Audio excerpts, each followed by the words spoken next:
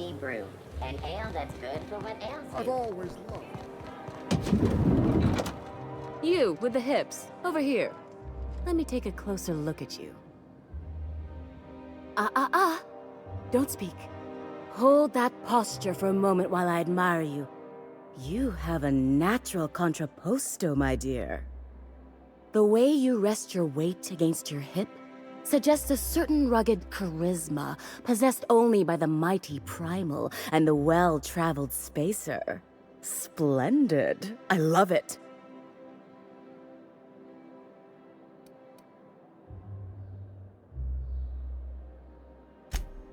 Ah, Celeste, you've done it again. I knew from the moment I laid eyes on you that I'd found my muse. I'm Celeste Jolicoeur, and you, my dear, are exactly what Byzantium needs.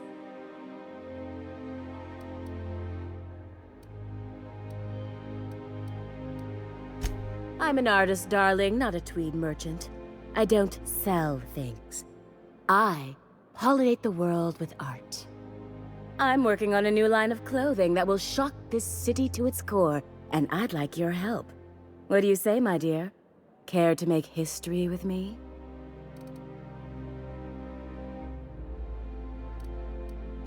Everything I need to know can be deduced from a first impression. You're an outsider. You're exotic. You carry a whiff of barbarism and adventure. You're the embodiment of everything I want in my new line. When I look at you, I see the very embodiment of everything the walls of Byzantium were built to keep out. Making an outfit worthy of you won't be easy. I'll need your help gathering the right materials. Marvelous! You and I are gonna wake this city up like a cold splash of wine to the face! What I need is a survey of the outside world. What does the common laborer wear? How do the wild-eyed madmen of Monarch dress themselves? I've heard rumors, but I require samples. Also, I expect you to model for me.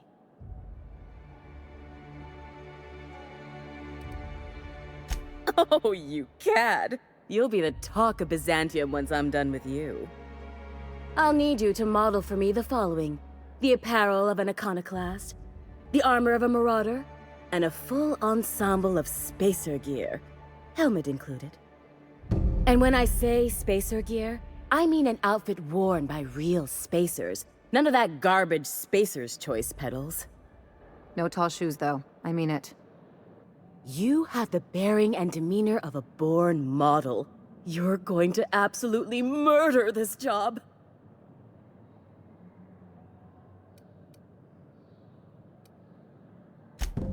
Oh, how grotesque! I always suspected the dramas did no justice to real marauders. Their armor is so much more hideous in person. 2 outfits remain. I can't wait to see what you'll bring me. Something shocking, I hope.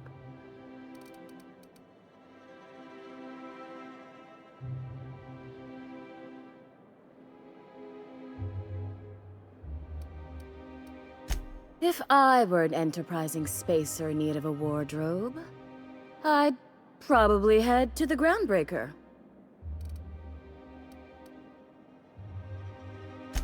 For you, anything.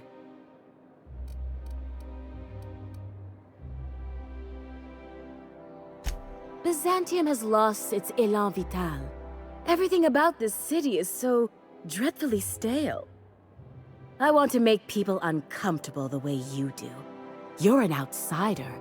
You clearly don't belong in Byzantium, and yet you strut about, doing as you please.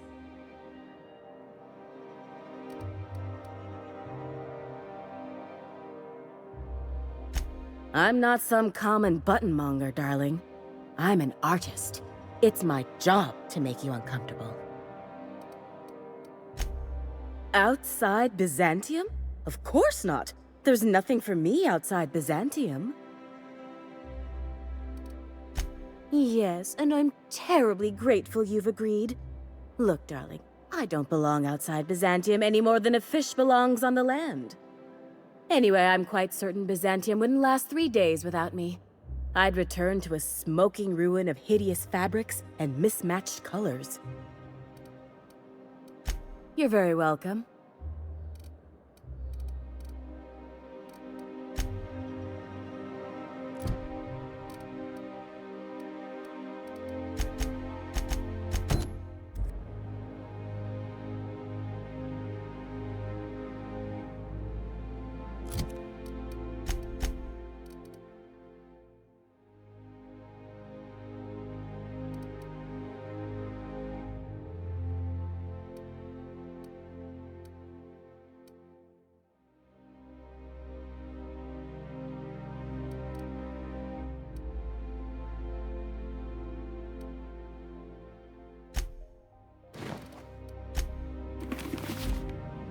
I can't. If I do somehow drop dead in here, promise me you'll drag my corpse somewhere with monsters. What can I do?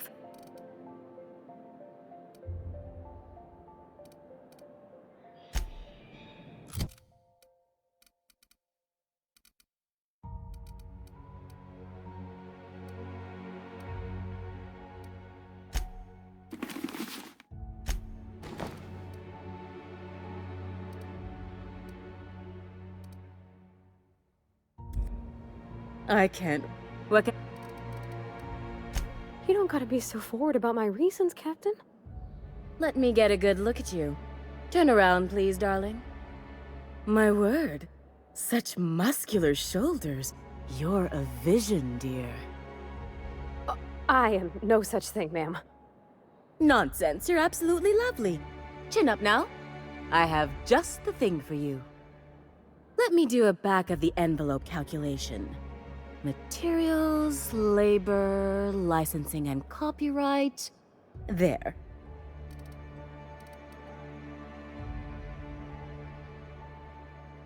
Love? That's the ultimate luxury, darling. Love. Oh, gracious me. I don't get why that's funny, ma'am.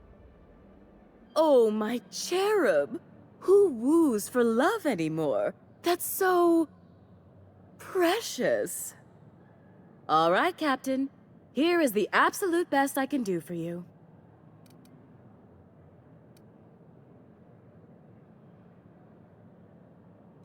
Darling, do I look like an amateur? I read her measurements by eye. And don't you ask, because they're no one's business but her own. There are some things I simply cannot skimp on, darling. Such a lovely young lady deserves the best. Now stand back. Back! I'll enter the settings and get these machines spinning. You'll be broke to bespoke in merely an hour.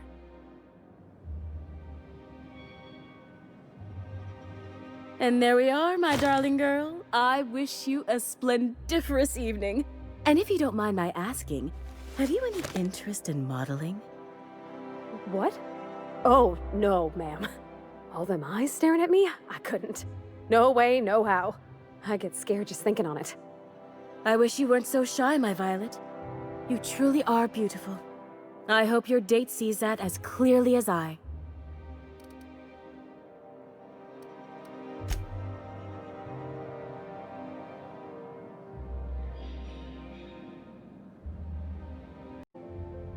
Oh, can you believe this outfit?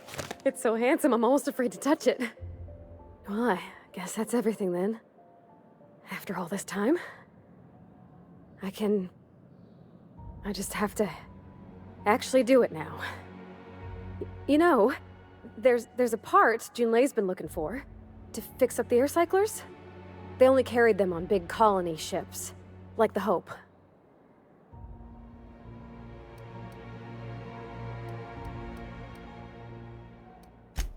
I know. For a while, it felt like everything I did was a little bit of help. And it meant I didn't have to ask her to be mine. Not yet. Not for real. Next time we dock with Groundbreaker, I'm doing it. I'll send June a message and ask her over. Oh, this is real scary, Captain. I'm grateful for all you done.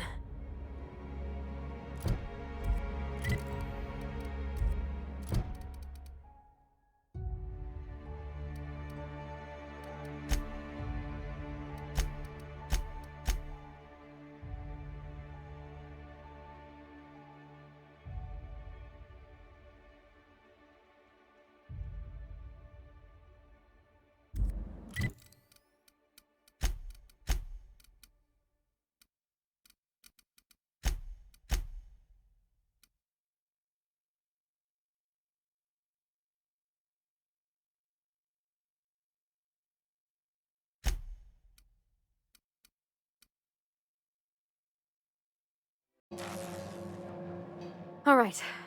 She's on her way. How do I look? Oh, my hands have finally stopped shaking. All right, all right. Deep breath. Here I go.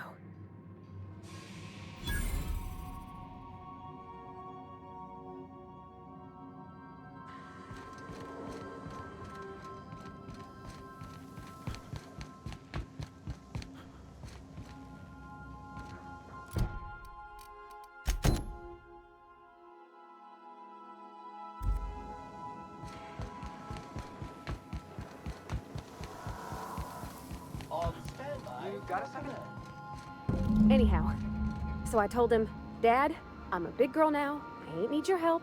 I can do it on my lonesome. What did he say to that? Have at it then.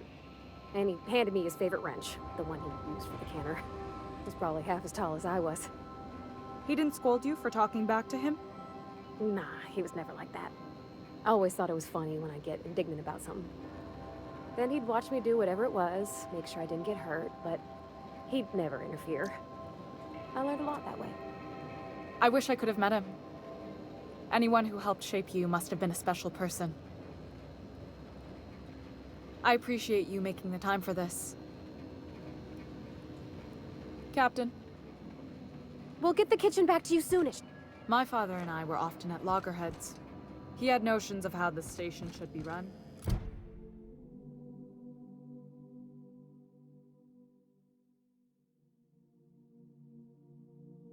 And I had others.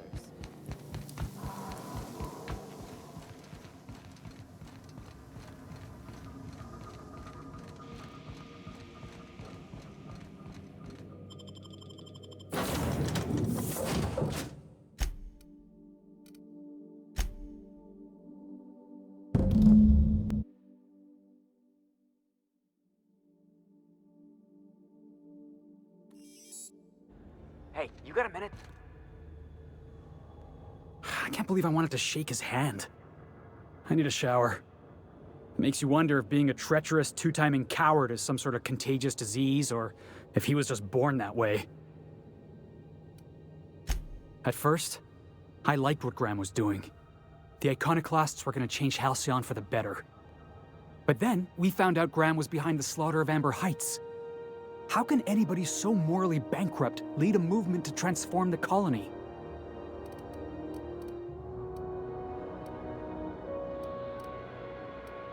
And don't have to remind me, Clyde was my hero for a time.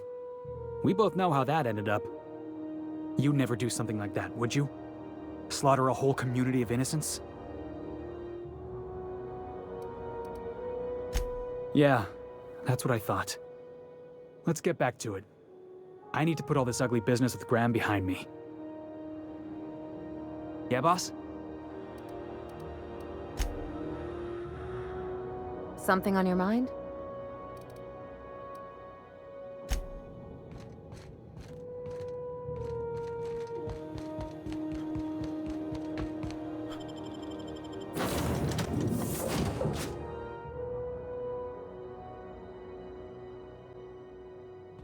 Crew report. Nyoka is drunk. Surprise. Okay, Captain, she's gone.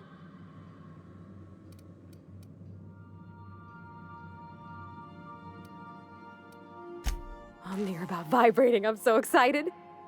So she got here, and, well, she sneezed. She said, wow, new soap? And I was like, yeah, rose-ish. Turns out it tickled her nose. Oops. And then she just sort of touched my arm real gentle-like and called the cut of my outfit elegant. I couldn't hear the rest on account of my heart was beating so hard. Then I led her into the kitchen. I think she about cried when she saw the spread.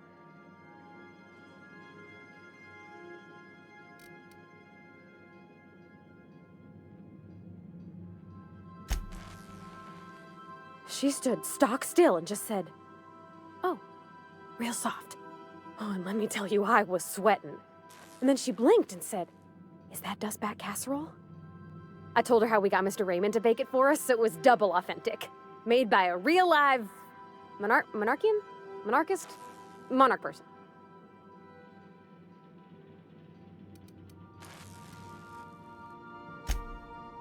Well, we talked a bunch over dinner about the things we learned just through messages, stuff we repaired, how I taught her to salvage and she taught me to build. When I brung out the sweetheart cakes, June, she got a little teary, said she had a thing she needed to say. But I stopped her because I wanted to say it first. I never felt so bold, Captain.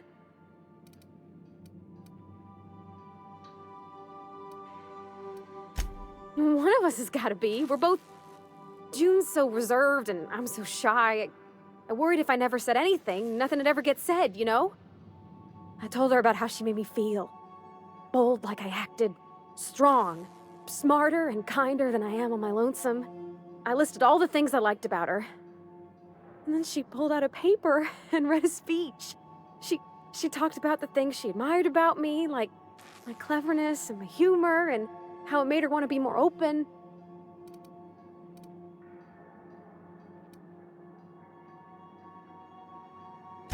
She was worried she wouldn't get the words out right, especially after that message about Isabel. It's sweet. Anyhow, when she wrapped up, I asked her to be my girlfriend. And Captain, she said yes! And then she sneezed again, on account of the flowery soap. It's all on your account, you know? Imagine if you'd never taken me out of Edgewater. I'd have never met June Lay at all. I don't know nothing about the Vicar's capital P plan, but you've sure changed my life. So, if you don't mind, I'm just gonna head to my cabin and happy scream into my pillow for like an hour.